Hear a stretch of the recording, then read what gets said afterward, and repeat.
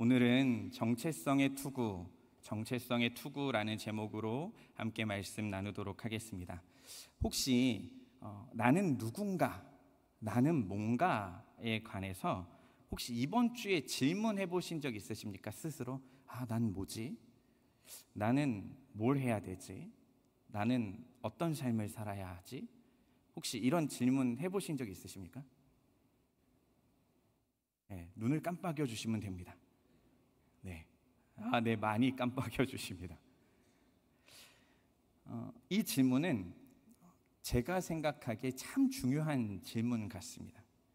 왜냐하면 나를 어떻게 정의하냐에 따라 사람의 인생이 바뀌기 때문입니다. 내가 생각한 대로 우리는 말하게 되고, 우리가 말하는 대로 행동하게 되고, 그것이 곧 미래가 되기 때문이죠. 죄송하지만 제가 나이가 한 40이 이제 넘어갑니다. 이젠 내가 젊지 않구나 라는 생각을 앞에 사자가 바뀔 때마다 하게 되는 것 같습니다. 죄송합니다. 근데 최근에 제 나이의 이 정체성이 잘못됐구나 라는 생각에 드는 그 영상을 좀 보게 됐습니다. 나는 젊구나 라는 것을 깨닫게 된 영상인 것이죠. 그리고 그 사람이 이야기한 게 진짜 그러한가 해서 통계청 자료를 몇 개를 이렇게 뒤집어 보니까 정말 맞는 겁니다. 어떤 이야기냐면 우리나라에 중위 연령이라는 것이 있습니다. 중위 연령. 한국인의 총 인구를 나이별로 쫙 나열을 해서 정중앙이 몇 살이냐, 그러니까 제일 나이 많은 사람부터 제일 어린 사람까지 쭉 나열을 해서 그 제일 딱 정중앙을 딱 치면 몇 살이냐를 보니까 1970년대는 18살이었다고 합니다. 그러니까 그 1970년대는 중앙이 18살이었던 겁니다. 그리고 2000년대는 31살. 그리고 2020년이 되니까 이 무슨 일이 있었는지 43세까지 쫙 올라옵니다. 그리고 2025년 이 시간이 되니까 46.7세, 47세가 되게 됩니다. 그러니까 저는 아직 중간도 안 된 겁니다. 그래서 이 자료들을 쭉 더 찾아보니까 미래적으로 인구의 통계를 찾아보는 사람들이 이야기하는 것이 뭐냐면 여러분이 생각하는 것보다 못해도 15살에서 20살을 타작 쳐가지고 생각해야지 앞으로의 미래에 맞게 살아갈 수 있다는 겁니다. 시대가 바뀌고 수면이 혁명되어지고 있는 지금의 시대가 우리의 정체성을 바꿔야 하는 때가 왔다라고 이야기하는 것이죠. 저는 이 이야기가 너무나도 동의가 되고 공감이 되었습니다. 그래서 아내한테 이야기했습니다. 나는 20살이야. 이제 펄펄해. 뭐라도 해봐야겠어. 그렇게 생각을 한 이후에 스스로를 돌아봤습니다. 나이가 바뀌니까 약간 태도가 바뀌고, 나이가 바뀌니까 뭘 해볼까라는 생각이 들고 도전이 들기 시작하는 겁니다. 여러분 어떠십니까? 여러분의 실제 나이보다 여러분은 지금 15살에서 20살은 좋게 젊어지셔야 합니다. 앞으로 그럴 거라는 겁니다. 시대가 빠를수록 우리는 이 정체성을 계속 빠르게 되돌려 봐야 합니다. 그리고 그 정체성을 정립하는 제일 첫 번째 시작은 이 하나님의 말씀이어야 한다고 생각합니다. 하나님의 말씀이 나를 무엇이라고 말하는가? 왜냐하면 이 하나님의 말씀이 제일 가치 있고 제일 소중하기에 우리가 변해가고 있는 이 세상에서 제일 변하지 않는 가치 수준을, 그 정체성을 제일 중심에 두고 우리의 정체성을 성장해 나가야 하기 때문인 것이죠. 오늘의 본문인 구원의 투구가 바로 그 신앙의 정체성을 지키는 핵심의 이야기입니다. 사도 바울은 에베소서 6장에서 영적 전쟁을 다룹니다. 우리가 살아가는 것이 영적 전쟁터다. 머리를 보호하는 구원의 투구를 써야 한다라고 말이죠. 구원의 투구는 우리의 생각과 정체성을 지켜주는 영적 방어 장비입니다. 단지 사탄의 공격을 막는 수준이 아니라 나는 누구인가? 나는 성도로서 어떤 삶을 살아야 하는가를 지켜주는 키워드가 된다는 겁니다. 오늘 우리는 구원받은 성도의 정체성을 함께 점검해보고 찾아가 보려고 합니다. 그리고 그 설교 이후에 이렇게 함께 믿음으로 고백했으면 좋겠습니다. 하나님이 나의 정체성입니다. 나의 정체성은 나의 외모, 나의 집안, 나의 가정 형편, 나의 건강이 아니라 하나님이 나의 정체성입니다 라고 같이 고백할 수 있는 믿음이 우리 가운데 심겨질 수 있는 시간이 되길 주님의 이름으로 축복합니다. 오늘은 구원의 투구에 관해서만 두 가지로 나눠서 함께 살펴보도록 하겠습니다. 첫 번째입니다. 정체성을 지키는 구원의 투구입니다. 바울은 에베소서 6장에서 성도의 삶을 전쟁으로 묘사했다고 말씀드렸습니다. 그리고 그 전쟁은 눈에 보이는 혈과 육의 싸움이 아니라 하늘에 있는 악의 영들의 싸움입니다.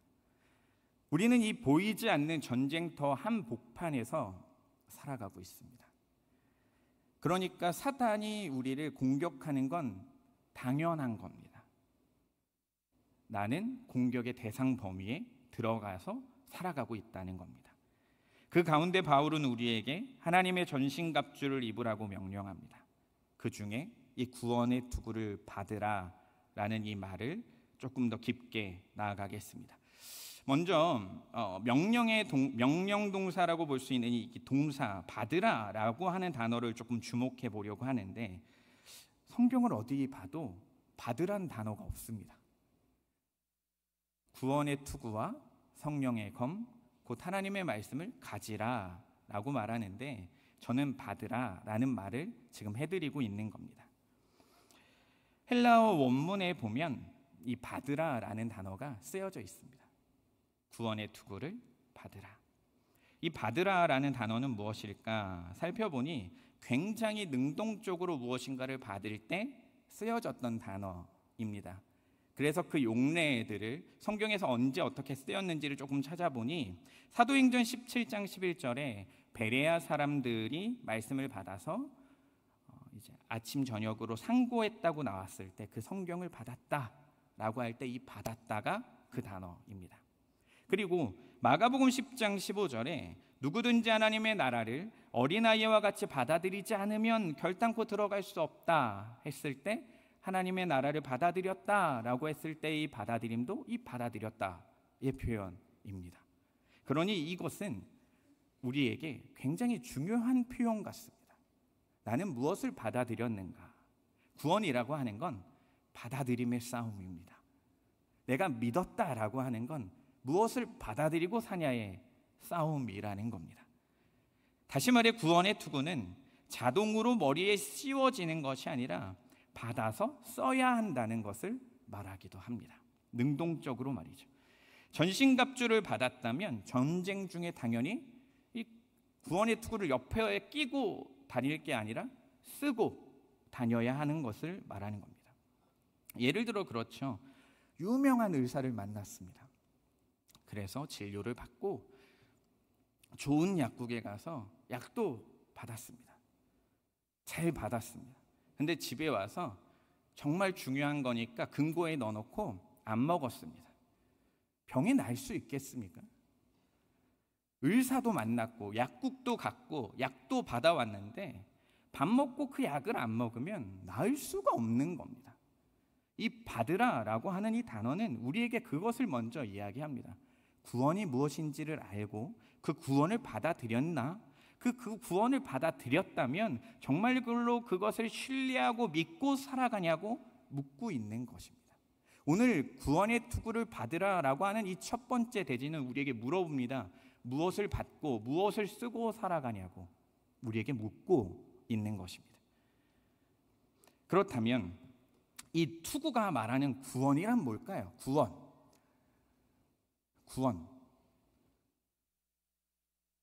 구원이란 뭘까? 데살로니가 전서 5장 8절에 믿음과 사랑의 오심경과 구원의 소망의 투구라는 표현을 씁니다.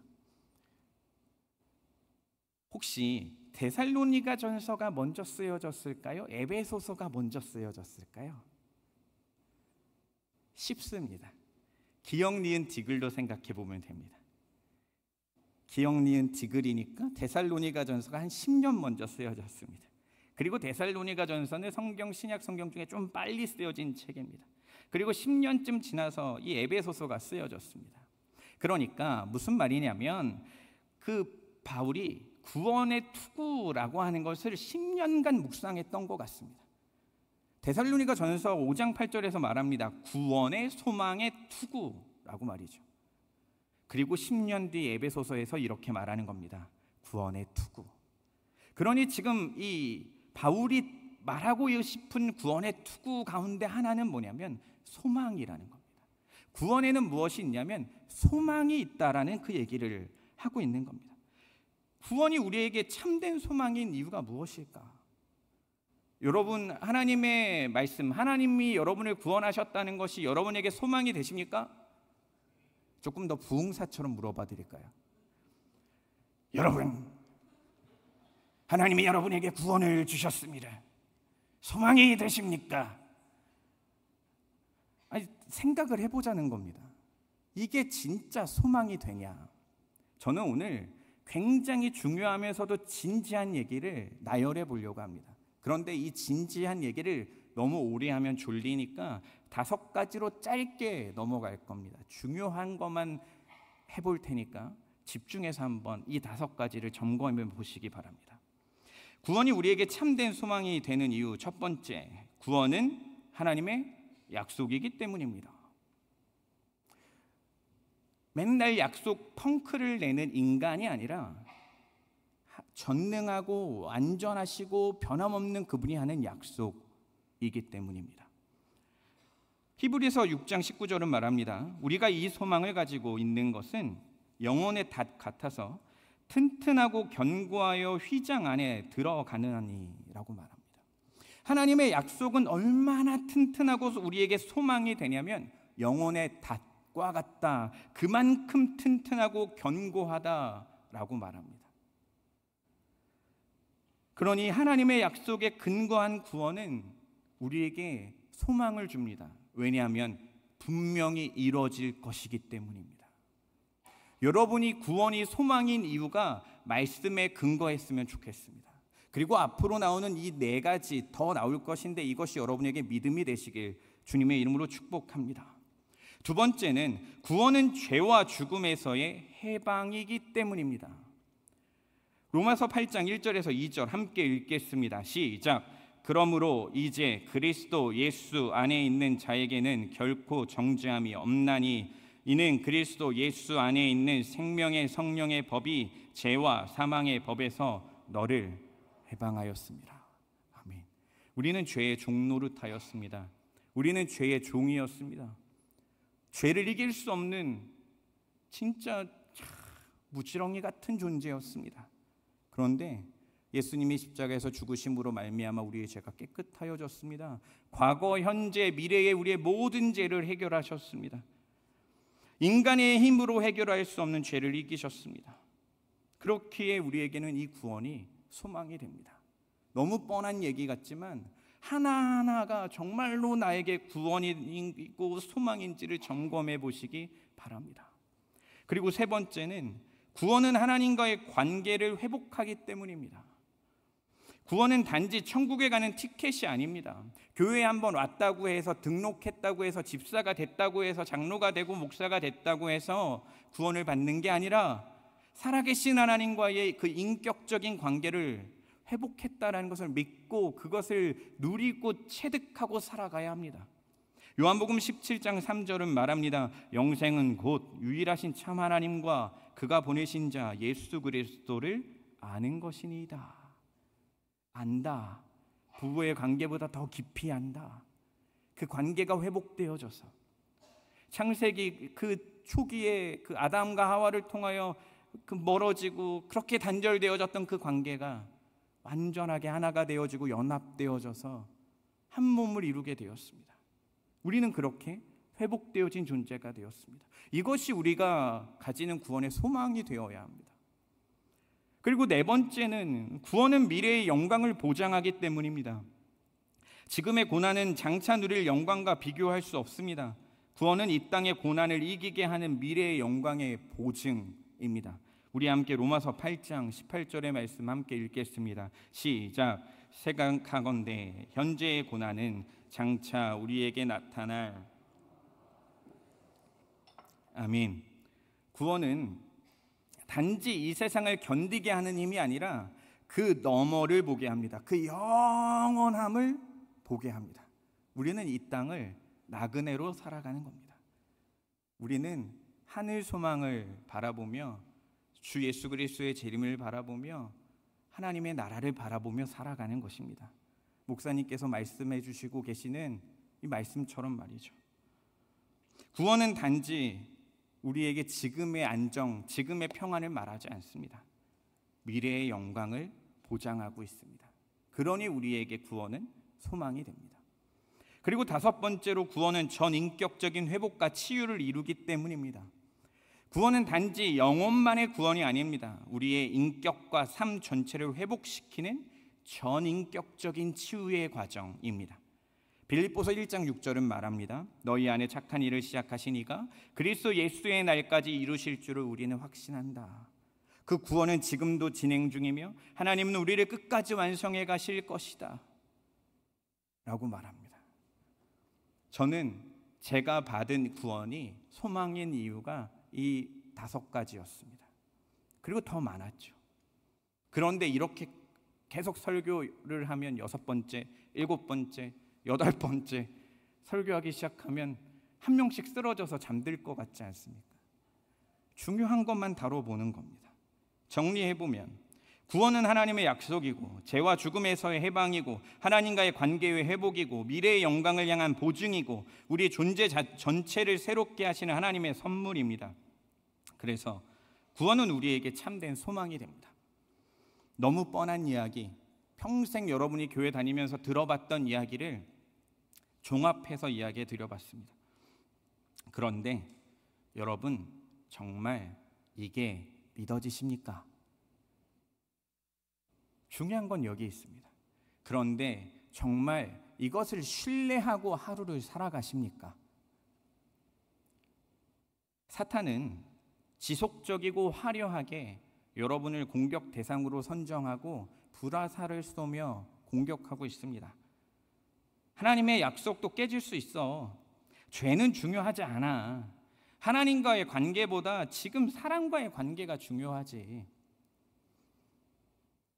그 다양한 공격이 우리에게 있을 것입니다.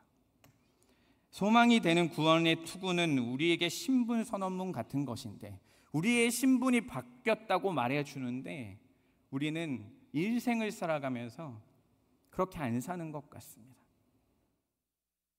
제가 이번 주 신촌에 잠시 나갈 일이 있어서 걸어갔는데 앞에 권사님 두 분 같아 보이는 빠마 머리에 그 화려한 꽃무늬 있는 옷을 입고 두 분이 팔짱을 끼고 찬송가를 부르면서 지나가시는 겁니다. 너무 궁금하지 않습니까? 갈 길이 있지만 따라가 봤습니다. 교회 얘기를 하고 계셨습니다. 뭐 어쩌고 저쩌고 뭐 어쩌고 막 이렇게 저렇게 얘기하시다가 근데 구원받아 봤자지 뭐. 너무 재밌지 않습니까? 요즘 나오는 드라마나 영화보다 너무 재밌는 겁니다. 점점 가까이 걸어갔습니다. 무슨 말이 나올까? 그 다음에는 못 알아들을게 빠르게 사투리를 말씀하셔서 못 알아들었습니다. 그 모습을 보면서 생각이 들었습니다. 진심이 아니었겠죠. 그런데 우리는 정말로 구원을 소망하고 있나를 점검해야겠구나라는 생각이 들었습니다. 소망이 되는 구원의 투구는 우리에게 신분이 바뀌었다고 선언해 줍니다. 노예였던 우리가 양반의 문서를 가지게 됐다고 말해 줍니다. 우리의 신분이 바뀌었다고 말합니다. 죄의 나라에 있던 우리가 하나님의 나라로 왔다고 말합니다. 이제는 나는 죄에서 해방됐고 하나님의 자녀가 됐고 나에게 명확한 미래가 기다리고 있다고 우리가 선언해야 한다고 성경은 말해줍니다. 그런데 여러분 한 주간 어떤 삶을 사셨는지에 대한 물음을 하고 있는 겁니다. 이와 같은 관점에서 찰스 하치라고 하는 분은 존 스토트가 이분의 글을 인용해서 책에 써놓은 글을 잠시 갖고 왔는데 잠시 한번 같이 읽어볼까요? 함께 읽어보겠습니다. 시작. 그리스도인을 장식하고 보호하는 것, 그가 자신감과 기쁨으로 고개를 들게 하는 것은 그가 구원받았다는 사실이다. 저는 이 말이 이번 설교를 준비하면서 너무 크게 마음에 와닿았습니다. 나의 자신감은 무엇이지? 잘생긴 얼굴, 멋진 몸매, 좋은 차, 좋은 집, 나의 학력? 아니요. 우리의 자신감은 구원받았다는 사실입니다. 아멘이십니까? 여기 설교 원고에는 감탄과 함께 아멘 이렇게 써 있었습니다. 사랑하는 성도 여러분, 하나님은 우리에게 구원의 투구를 주셨습니다. 이는 단지 이론이 아니라 지금 나에게 주신 복음의 선물입니다. 여러분은 하나님의 자녀입니다. 죄의 종이 아니라 의의 종입니다. 어둠의 권세 아래 있는 자가 아니라 빛 가운데 있는 자입니다. 죽음의 끝이 아니라 영원한 생명이 있는 자입니다. 그 사실을 오늘 다시 마음에 새기시고 그것이 구원의 투구를 쓰는 것임을 기억하며 기도의 시간으로 나가는 여러분 되시길 주님의 이름으로 축복합니다. 두 번째입니다. 두 번째는 정체성을 흔드는 공격들, 그것이 우리에게 있다는 것입니다. 구원의 투구가 필요하다는 건 우리를 향한 공격이 있다는 전제에서 출발합니다. 에베소서 6장에서 악한 날에 능히 대적하고 모든 일을 행한 후에 서기 위해서 우리에게 전신갑주를 주신다, 알려주신다고 말합니다. 우리에게 악한 날이 있는 겁니다. 힘든 날이 있는 겁니다. 그 악한 날은 언제일까요? 내가 성경을 안 읽을 때, 내가 예배를 안 간 그 주간, 아니면 내가 조금 신앙이 떨어졌을 때가 악한 날이겠습니까? 악한 날은 구원받은 성도가 이 땅에서 살아가는 모든 날, 모든 순간, 모든 시간입니다. 여러분, 우리는 매일의 삶에서 공격받고 있습니다. 우리가 느끼지 못하는 것이지 그러합니다. 우리는 영적 전쟁터에서 살아갑니다. 그 전쟁의 중심 공격 대상은 바로 여러분 그리고 저입니다. 사탄은 우리의 행동보다 정체성을 먼저 노립니다. 정말 하나님의 자녀 맞냐? 너 그렇게 사는데 너가 하나님의 자녀 맞냐? 그렇게 실수하는 너가 구원받은 게 맞냐? 이런 속삭임은 단순한 감정이 아니라 구원의 확신을 무너뜨리기까지 합니다. 실제로 우리는 일상에서 수많은 정체성의 공격을 경험합니다. 자녀 양육이 뜻대로 되지 않아 스스로를 자책할 때, 내가 이렇게 하고도 엄마인가? 직장에서 인정받지 못해 자신이 쓸모없다고 느껴질 때, 그만둬야 되는 것 아닌가? 예배에 집중하지 못하고 지금도 졸고 있을 때, 내가 이러고도 신자인가? 누군가에게 상처를 주고 난 뒤에 나는 왜 또 그런 말을 했지? 혹은 기도 응답이 안 돼서 낙심하고 이제 이건 안 할 거야 라고 스스로 다짐할 때 우리는 정체성의 흔들림을 경험합니다. 이런 순간에 사탄은 우리 정체성을 비집고 들어옵니다. 이 공격은 창세기 3장에서부터 시작되었습니다. 뱀은 하와에게 물어봤죠. 하나님이 참으로 너에게? 진짜? 정말? 응?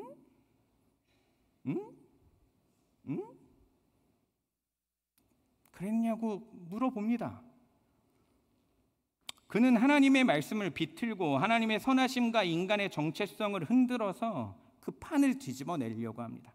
하나님은 신뢰할 수 없다고, 너는 안전하지 않다고 이렇게 말합니다. 이런 전략은 지금도 여전히 반복적으로 우리에게 다가옵니다. SNS에서는 남과 비교하며 열등감에 빠지라고 수많은 진짜 좋은 것들만 보여줍니다. 세상의 평가로 자존감은 결정되게 됩니다. 어떤 날은 괜찮은 사람 같지만 어떤 날은 정말 난 괜찮은 사람인가? 고민이 되게 만드는 그런 것들을 보게 되기도 합니다. 우리는 흔들립니다. 바람에 나부끼는 낙엽처럼 흔들릴 수 있습니다. 하지만 성경은 이렇게 말합니다. 따라해 주시겠습니까? 우리는 그가 만드신 바라. 다시 한번 해볼까요? 나는 하나님이 만드셨다. 다시 한번 해볼까요? 나는 하나님의 자녀다. 네.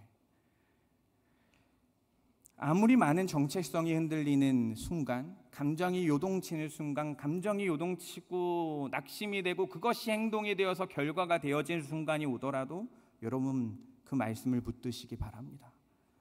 정체성은 감정이 아니라 하나님이 주신 선물이며 그리스도 안에서 주어진 신분입니다. 여러분의 신분은 변하지 않습니다. 하나님이 여러분을 향한 그 사랑은 변하지 않습니다. 이 공격은 외부뿐만 아니라 내부에서도 옵니다. 정체성을 흔드는 다양한 공격들이 우리에게 옵니다. 그러함에도 불구하고 우리는 그가 만드신 바라. 나는 하나님의 자녀다. 나는 하나님의 백성이다라는 것을 잊지 마시기 바랍니다. 우리는 스스로에게 낙심할 수 있습니다. 나는 자격이 없다고 생각할 수 있습니다. 어저께 그렇게 화냈던 내 모습을 볼 수도 있습니다. 사랑하지 못했던 말투를 보며 그럴 수 있습니다. 성경을 읽지 못하는 영적 무기력함을 보며 그럴 수 있습니다. 기도 한 단어도 제대로 못하는 내 모습을 보며 그럴 수 있습니다. 욕심이 생기는 내 모습을 보며 그럴 수 있습니다. 미움과 시기와 질투가 샘솟는 내 모습을 보며 그럴 수 있습니다. 그러나 여러분 다시 그 말씀을 붙드십시오. 에베소서 2장 8절은 우리에게 말합니다. 너희는 그 은혜에 의하여 믿음으로 말미암아 구원을 받았다라고 말이죠. 우리가 뭐 된 것이어서 구원받은 게 아니라 하나님의 은혜로 선물로 믿음을 받아 구원받았습니다. 그러니 우리는 감격하고 살아갈 수밖에 없는 겁니다.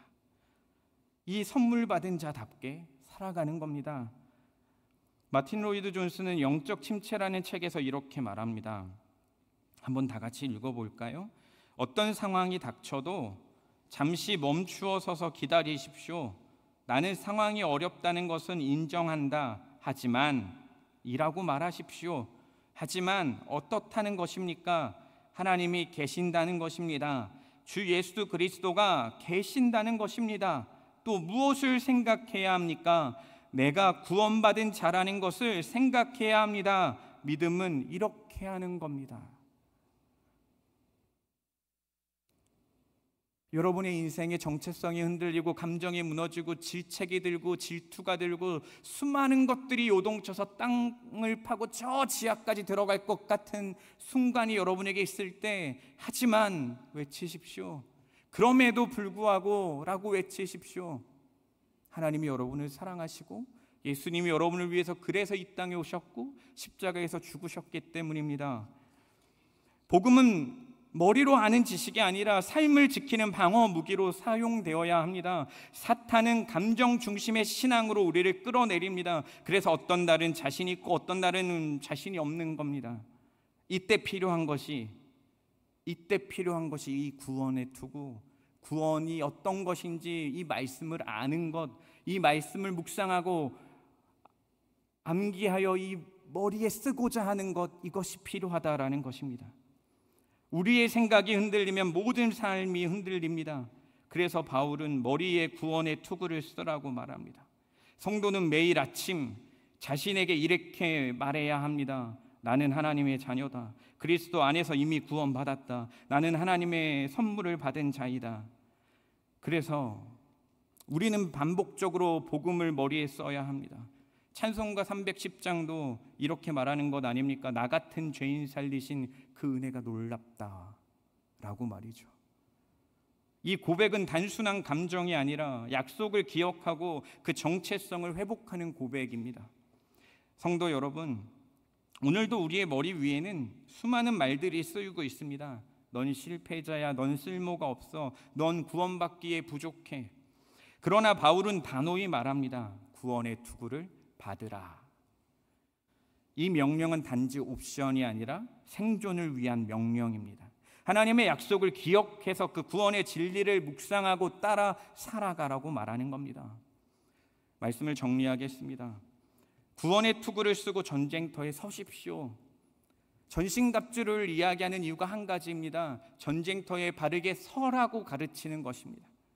그러나 우리는 전쟁터에서 살아가고 있다고 생각하지 않고 살아갑니다.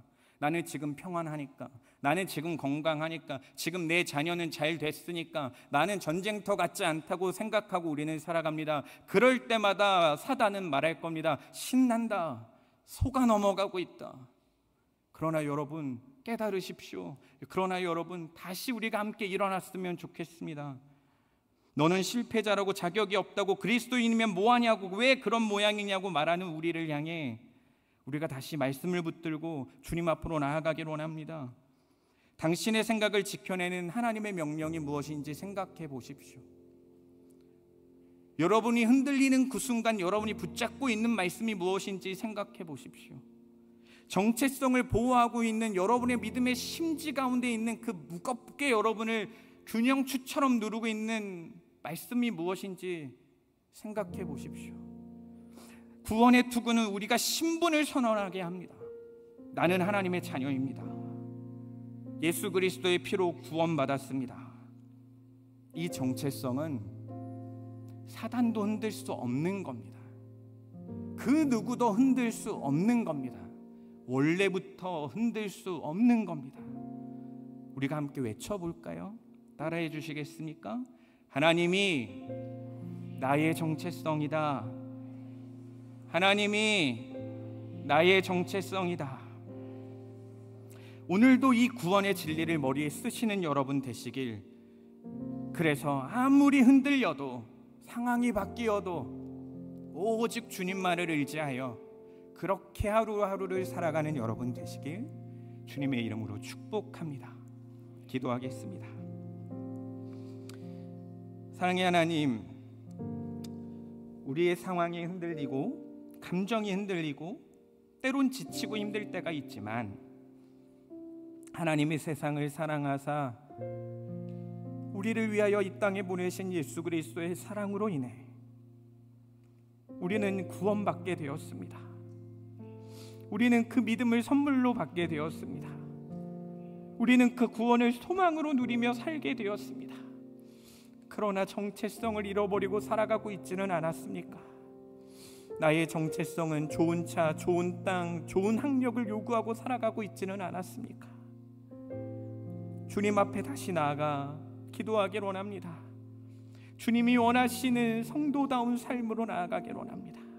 우리를 이끌어 주시고 이어지는 모든 기도의 가운데 주인이 되어 주시옵소서. 우리의 왕 되신 예수님의 이름으로 기도합니다. 아멘.